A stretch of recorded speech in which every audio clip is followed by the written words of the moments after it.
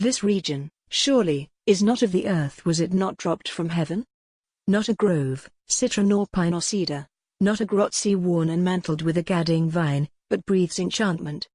Not a cliff but flings on the clear wave some image of delight, some cabin roof glowing with crimson flowers, some ruined temple or fallen monument, to muse on as the bark is gliding by. And be it mine to muse there, mine to glide, from daybreak, when the mountain pales his fire yet more and more, and from the mountain top, till then invisible, a smoke ascends, solemn and slow, as erst from Ararat, when he, the patriarch, who escaped the flood, was with his household sacrificing there, from daybreak to that hour, that last and best, when, one by one, the fishing boats come forth, each with its glimmering lantern at the prow, and, when the nets are thrown, the evening hymn steals o'er the trembling waters everywhere fable and truth have shed, in rivalry, each her peculiar influence. Fable came, and laughed and sung, arraying truth in flowers, like a young child her grandam.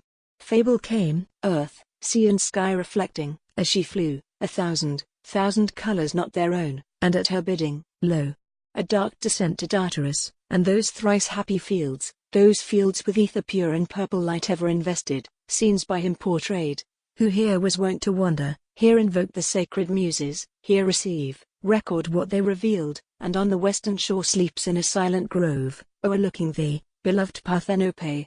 Yet here, methinks, truth wants no ornament, in her own shape filling the mind by turns with awe and love, by turns inclining to wild ecstasy, and soberest meditation.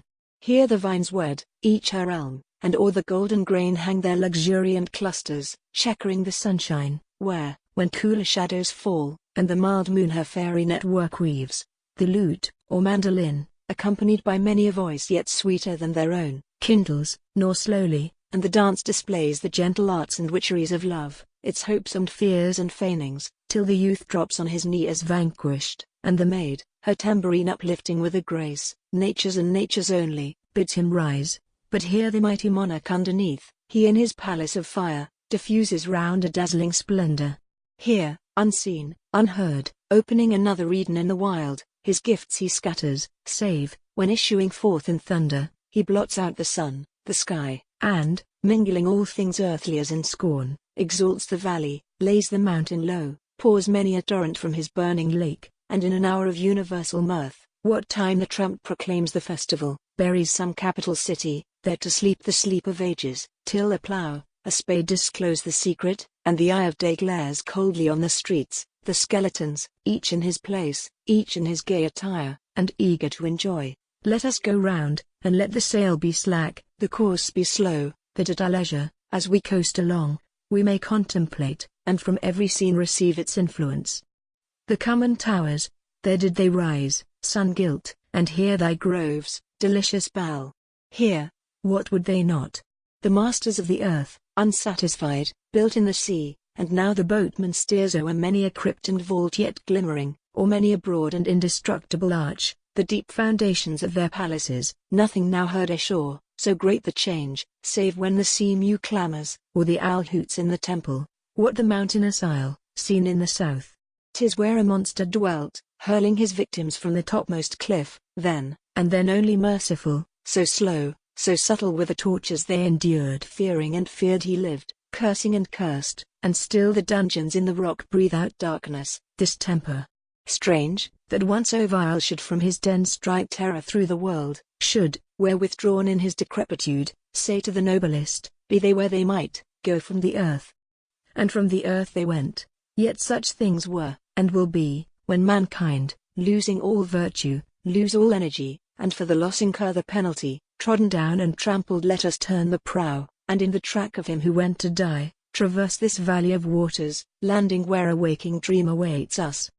At a step 2,000 years roll backward, and we stand, immovable, nor asking, can it be once did I linger there alone, till day closed, and at length the calm of twilight came, so grateful, yet so solemn. At the fount, just where the three ways meet, I stood and looked. 'Twas near a noble house, the house of Pansa, and all was still as in the long, long night that followed when the shower of ashes fell, when they that sought Pompeii, sought in vain, it was not to be found.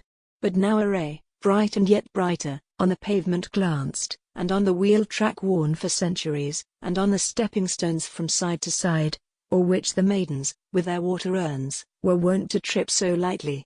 Full and clear, the moon was rising, and at once revealed the name of every dweller, and his craft, shining throughout with an unusual luster, and lighting up this city of the dead. Mark, where within, as though the embers lived, the ample chimney vault is done with smoke. There dwelt a miller, silent and at rest his millstones now.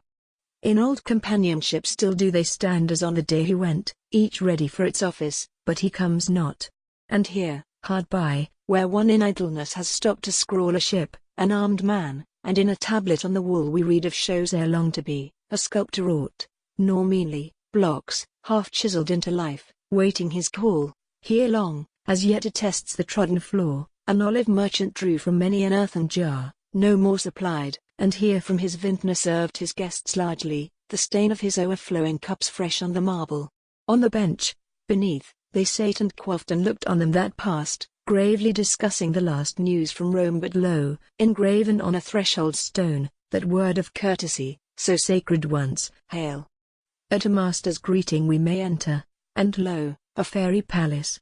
Everywhere as through the courts and chambers we advance, floors of mosaic, walls of arabesque, and columns clustering in patrician splendor. But hark, a footstep.